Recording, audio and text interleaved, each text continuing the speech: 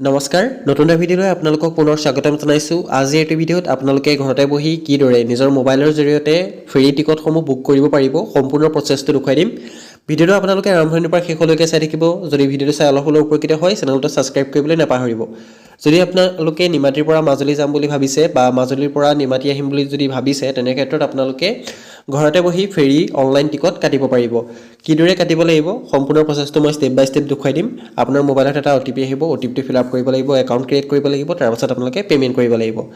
প্ৰথমতে আপোনালোকে ডেছক্ৰিপশ্যনত দিয়া লিংকটো অ'পেন কৰি লওক। লিংকটো অ'পেন কৰি দিয়াৰ লগে লগে আপোনালোকে গোটেই ৱেবছাইটত আপোনালোকে কিছুমান ছেফটি ৰুলছ দিয়া আছে, সেইখিনিও আপোনালোকে এবাৰ চাই ল'ব। বা APK ফাইলটো দিয়া হৈছে, এপটো ডাউনলোড কৰিও আপোনালোকে টিকট বুক কৰিব পাৰিব। ঠিক আছে, ইয়াত হেল্পলাইন নাম্বাৰো দিয়া হৈছে, গোটেইখিনি এবাৰ আপোনালোকে চাই ল'ব পাৰিব। তাৰপাছত ইয়াত আপোনালোকৰ ৱেবছাইটটো হৈছে আপোনালোকৰ দেখিছে ইনলেণ্ড ৱাটাৰ ট্ৰেন্সপৰ্ট। তাত আপোনালোকৰ যিটো ওপৰত আছে লগইন অপশ্যনত ক্লিক কৰি দিলে আপোনালোকৰ প্ৰথমতে লগইন অব্লিক ৰেজিষ্টাৰ কৰা অপশ্যনটো আহি যাব। ইয়াত আপোনালোকে প্ৰথমতে মোবাইল নাম্বাৰটো দি পেলাই চেণ্ড OTP কৰিব লাগিব। যদি আপোনালোকৰ ৰেজিষ্ট্ৰেশ্যন কৰি থোৱা আছে তেনেহ'লে ডাইৰেক্ট আপোনালোকে লগইন কৰিলে হ'ব। যদি ৰেজিষ্ট্ৰেশ্যনটো কৰা নাই তেনেহ'লে পোনপ্ৰথমতে আপোনালোকে ৰেজিষ্ট্ৰেশ্যনটো কৰি ল'ব লাগিব। তাৰপাছত আপোনালোকে মোবাইল নাম্বাৰ ফিল আপ কৰিব, কেপচা কোডটো ফিল আপ কৰি চেণ্ড OTP কৰি দিব। চেণ্ড OTP কৰি দিয়াৰ লগে লগে আপোনাৰ মোবাইলত এটা OTP আহিব। OTPটো আপোনালোকে ইয়াত শুদ্ধকৈ ফিল আপ কৰিব লাগিব। OTPটো ফিল আপ কৰাৰ পাছত আপোনালোকে ভেৰিফাই এণ্ড প্ৰচিড অপশ্যনটোত ক্লিক কৰিব লাগিব। ঠিক আছে, প্ৰথমতে আপোনালোকে মোবাইল নাম্বাৰ ফিল আপ কৰিব, চেণ্ড OTP, তাৰপাছত OTPটো ফিল আপ কৰি ভেৰিফাই এণ্ড প্ৰচিড অপশ্যনটোত ক্লিক কৰি দিব। তাৰপাছত আহি গৈছে প্ৰফাইল ডিটেইলছ। মোৰ প্ৰফাইল ডিটেইলছখিনি মই যিহেতু নতুনকৈ এটা একাউণ্ট ক্ৰিয়েট কৰিছোঁ সেইবাবে মোৰ গোটেইখিনি ডিটেইলছ মোৰ ফিল আপ কৰিবলৈ আহিছে। যদি আপোনালোকে অলৰেডি একাউণ্ট ক্ৰিয়েট কৰি থৈছে তেনেহ'লে এইখিনি আপোনালোকৰ ফিল আপ কৰিবলৈ নাহে, ডাইৰেক্ট টিকট বুক কৰা অপশ্যনটো আহিব। যিহেতু মই প্ৰথমৰ পৰা দেখুৱাই দিছোঁ, প্ৰথমতে আপোনালোকে এইদৰে প্ৰফাইলটো ক্ৰিয়েট কৰিব লাগিব। ইয়াত আপোনালোকে প্ৰথমতে ফাৰ্ষ্ট নেম, লাষ্ট নেম, তাৰপাছত আপোনালোকৰ ইমেইল ID, চিটি, আপোনালোকৰ পোষ্ট অফিচৰ পিন ক'ডটো, এড্ৰেছ, সম্পূৰ্ণ এড্ৰেছ, আপোনালোকে এই গোটেই ডিটেইলছখিনি যিখিনি আপোনাৰ পাৰ্চনেল ডিটেইলছ আছে গোটেই ডিটেইলছখিনি আপোনালোকে ইয়াত ফিল আপ কৰিব লাগিব।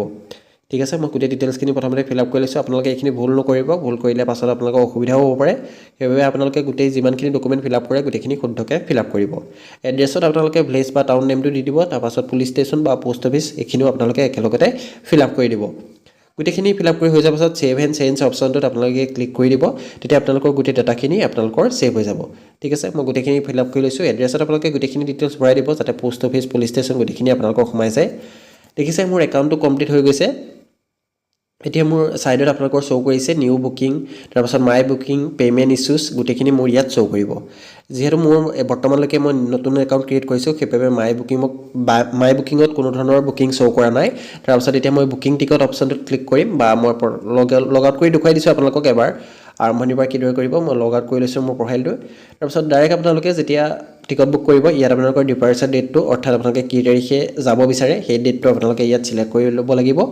ইয়াত দেখিছে আপোনালোকে কেৱল আপোনালোকে অনলাইন টিকট এদিন আগতহে কাটিব পাৰিব। যদি ফেৰীখন কাইলৈ আছে দেন আপুনি আজি কাটিব পাৰিব। তেনেকুৱা ধৰণে বহুত দিন আগতে আপোনালোকে ফেৰী টিকটসমূহ বুক কৰিব নোৱাৰে। ইয়াত মই প্ৰথমতে দেখুৱাই লৈছোঁ। ইয়াত ডিপাৰ্চাৰ ডেটটো আপোনালোকে ইয়াত প্ৰথমতে চিলেক্ট কৰি ল'ব লাগিব। তাৰপাছত আপোনালোকে ক'ৰ পৰা ক'লৈ যাব সেইখিনি আপোনালোকে ইয়াত চিলেক্ট কৰি ল'ব লাগিব। ইয়াত দেখিছে আজি 9 তাৰিখ, মই 10 তাৰিখৰ ডেটটো ইয়াত চিলেক্ট কৰিব পাৰিম, বাকীখিনি নোৱাৰোঁ। অৰ্থাৎ মই এদিন আগতহে টিকটখিনি বুক কৰিব পাৰিম।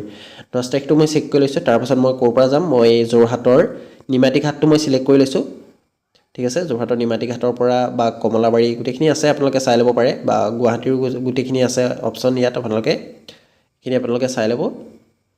যোৰহাটৰ মই নিমাতীটো চিলেক্ট কৰি লৈছোঁ। দেখিছে আপোনালোকে যোৰহাট ডিভিজনত আপোনালোকৰ 3টা আহি গৈছে, অফলামুখ, তাৰপৰা কমলাবাৰী, তাৰপৰা নিমাতী ঘাট। তাৰপাছত মই নিমাতী ঘাটটোকে মই চিলেক্ট কৰি লৈছোঁ। তাৰপাছত ইফালে আহিব মই মাজুলীৰ ক'ত যাম, এইটো দেখিছে আপোনালোকে কমলাবাৰী বা অফলামুখটো আহি গৈছে মাজুলী ছাইড, সেইটো আপোনালোকে দেখিবলৈ পাইছে। ইয়াত মই এইটো চিলেক্ট কৰি ল'ম। যিহেতু কমলাবাৰীটো মই প্ৰথমতে চিলেক্ট কৰি লৈছোঁ। তাৰপাছত বুক ইয়'ৰ টিকট অপশ্যনটোত আপোনালোকে ক্লিক কৰি দিব। ঠিক আছে, বুক ইয়'ৰ টিকট অপশ্যনটোত আপোনালোকে ক্লিক কৰি দিব, বা অফলামুখৰ পৰা আহিলে এনেকৈ নিমাতী সেইটো আপোনালোকে চিলেক্ট কৰি ল'ব। ঠিক আছে, তাৰপাছত মই কমলাবাৰীটো চিলেক্ট কৰি বুক ইয়'ৰ টিকট অপশ্যনটোত মই ক্লিক কৰি দিম। তাৰপৰা দেখিছে ইয়াত আপোনালোকৰ বৰ্তমান কোনো ধৰণৰ ফেৰী এভেইলেবল নাই কমলাবাৰীলৈ, নিমাতী ঘাটৰ পৰা ফেৰী কমলাবাৰীলৈ এভেইলেবল নাই, সেইবাবে তেনেকৈ শ্ব' কৰিছে। তাৰপাছত মই অফলামুখটো চিলেক্ট কৰি এবাৰ চাৰ্চ কৰি চালোঁ, তেতিয়া মোৰ গোটেই ফেৰীখিনি ইয়াত শ্ব' কৰিছে। দেখিছে মই নিমাতীৰ পৰা অফলামুখটো চিলেক্ট কৰিলোঁ। তাৰপাছত ইয়াত আপোনালোকৰ গোটেইকেইখন ফেৰীৰ নামৰ সৈতে গোটেইখিনি ডিটেইলছ আপোনালোকৰ শ্ব' কৰিব। কিমানটা বজাত আপোনাৰ ফেৰীখন আছে সেইটোও শ্ব' কৰিব ডেট অনুযায়ী। 10টা বজাত, 8টা বজাত এখন আছে দেখিছে। তাৰপাছত 9:30 আছে, 11টাত আছে, আপোনাৰ এঘণ্টা সময় লাগে। 11টাত যদি আপোনালোকৰ ইয়াৰ পৰা ওলায় তেনেহ'লে 12টাত পাবগৈ।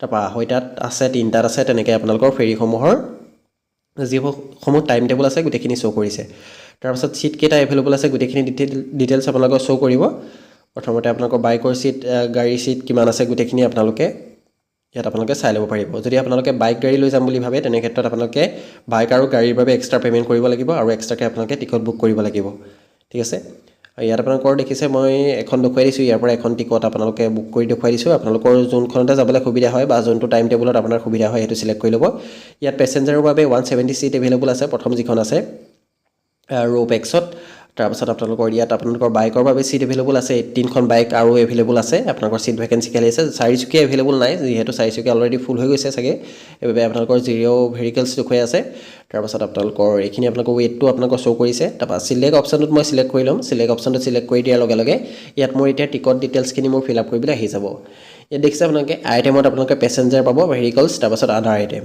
কিছুমানেতো বস্তু লৈ যায় অলপ সৰহকৈ তেতিয়া তেনে ক্ষেত্ৰত আপোনালোকে আদাৰ আইটেমত ভৰোৱাব লাগিব ইয়াত মই পেচেঞ্জাৰৰ অপশ্যনটো প্ৰথমতে চিলেক্ট কৰি লৈছোঁ তাৰপিছত মই নিজৰ নাম কেটেগৰীটো চিলেক্ট কৰিব লাগিব এডাল্ট নে কি হয় সেইখিনি আপোনালোকে চিলেক্ট কৰি ল'ব চাইল্ড এডাল্ট ছিনিয়ৰ চিটিজেন এইখিনি আপোনালোকে আছে সেইখিনি চিলেক্ট কৰি ল'ব মই এডাল্টটো চিলেক্ট কৰিছোঁ তাৰপিছত মেল চিলেক্ট কৰিছোঁ তাৰপৰা আপোনাৰ এজটো ফিল আপ কৰি ল'ব এইখিনি ডিটেইলছ আপোনালোকে শুদ্ধকৈ ফিল আপ কৰিব তাৰপিছত আপোনালোকৰ যিটো মোবাইল নম্বৰ আছে মোবাইল নম্বৰ তাৰপৰা ডিষ্ট্ৰিক্ট এড্ৰেছ সম্পূৰ্ণ এড্ৰেছটো আপোনালোকে ফিল আপ কৰিব তাৰপিছত আপোনালোকে ছাবমিট অপশ্যনটো ক্লিক কৰি দিব তাৰপিছত আপোনালোকৰ পেচেঞ্জাৰ ডিটেইলছটো এড হৈ যাব যদি আপোনালোকে 3-4জন একেলগে যাম বুলি ভাবিছে তেনে ক্ষেত্ৰত আপোনালোকে 3-4জনৰ বাবে একেলগে আপোনালোকে টিকটটো কাটিব পাৰিব আকৌ পুনৰ প্ৰথমতে এজনৰ এড কৰিলে তাৰপিছত আকৌ পুনৰ এড কৰিবৰ বাবে পুনৰ এড অপশ্যনটোত ক্লিক কৰিব এজনৰ এড কৰাৰ পাছতে টিকটৰ মূল্যটো মোৰ ইয়াত শ্ব' কৰিছে মাত্ৰ 20 টকা আপোনালোকে পে'মেণ্ট কৰিব লাগিব এজন মানুহৰ বাবে ঠিক আছে নিমাতীৰ পৰা যদি আপুনি মাজুলী যাম বুলি ভাবিছে তেনে ক্ষেত্ৰত মাত্ৰ আপোনালোকে 20 টকা এটা টিকটৰ মূল্য দিব লাগিব তাৰপাছত ভেহিকেলছ যদি আপোনালোকে বাইক গাড়ী নিম বুলি ভাবিছে তেনে ক্ষেত্ৰত আপোনালোকে ভেহিকেলছ অপশ্যনটোত গৈ এড অপশ্যনটোত গৈ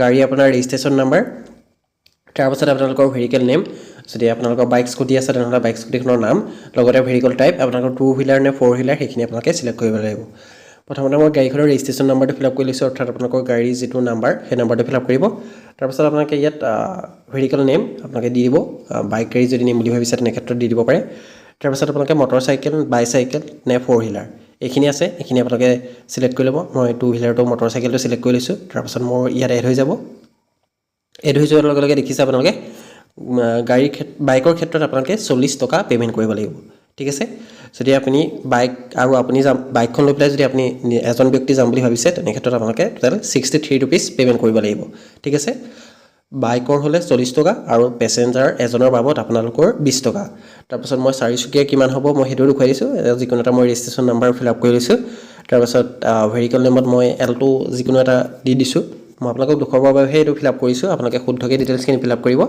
ভেহিকেল টাইপত মই 4 হুইলাৰটো চিলেক্ট কৰি ছাবমিট কৰি দিছোঁ চাৰিচকীয়া আপোনালোকে যদি নিব বিচাৰে ইয়াত দেখিছে চাৰিচকীয়াখন বৰ্তমান এভেইলেবল নাই যিহেতু আপোনালোকক মই প্ৰথমতে দেখুৱাইছিলোঁ আপোনালোকৰ জিৰ' দেখুৱাই আছিলে অৰ্থাৎ আপোনালোকৰ চাৰিচকীয়া নিবৰ বাবে আপোনালোকৰ ছিট এভেইলেবল নাই সেইবাবে মোৰ ইয়াত শ্ব' কৰা নাই ইয়াত দেখিছে আপোনালোকে টোটেল এতিয়া মোৰ 63 ৰুপিজ হৈ গৈছে কেৱল এখন বাইক আৰু এজন পেচেঞ্জাৰ মই এড কৰিছিলোঁ তাৰপাছত মই ইয়াত যদি আপোনালোকে আৰু এড কৰিব বিচাৰে তেনেহ'লে পুনৰ এড কৰি পেলাই আপোনালোকে এড কৰি ল'ব পাৰিব আৰু যদি বেলেগ আইটেম নিব বিচাৰে তেনেহ'লে আইটেমৰ নেম তাৰপাছত আদাৰ কেটেগৰীছত আপোনালোকে কি আইটেম নিব বিচাৰিছে সেইখিনি আপোনালোকে চিলেক্ট কৰি পেলাই কৰিব পাৰিব তাৰপাছত মেক পে'মেণ্ট অপশ্যনটো ক্লিক কৰি দিব মেক পে'মেণ্ট অপশ্যনটো ক্লিক কৰাৰ লগে লগে আপোনালোকৰ পে'মেণ্ট কৰা পেজটো অ'পেন হ'ব অলপ সময় ৱেইট কৰি দিব আপোনালোকৰ UPI debit card credit card বা QR স্কেন কৰি আপোনালোকে এইখিনি সুবিধা লাভ কৰিব আপোনালোকে QRটো স্কেন কৰি পে'মেণ্ট কৰিব পাৰে বা আপোনালোকে UPI থ্ৰুৱেদি গুগল পে' ফোন পে' থ্ৰুৱেদিও আপোনালোকে পে'মেণ্টটো কৰিব পাৰিব ঠিক আছে অতি সহজতে এইদৰে আপোনালোকে মোবাইলৰ পৰা বা লেপটপৰ পৰা আপোনালোকে এইদৰে ফেৰী টিকটসমূহ বুক কৰিব পাৰিব যিহেতু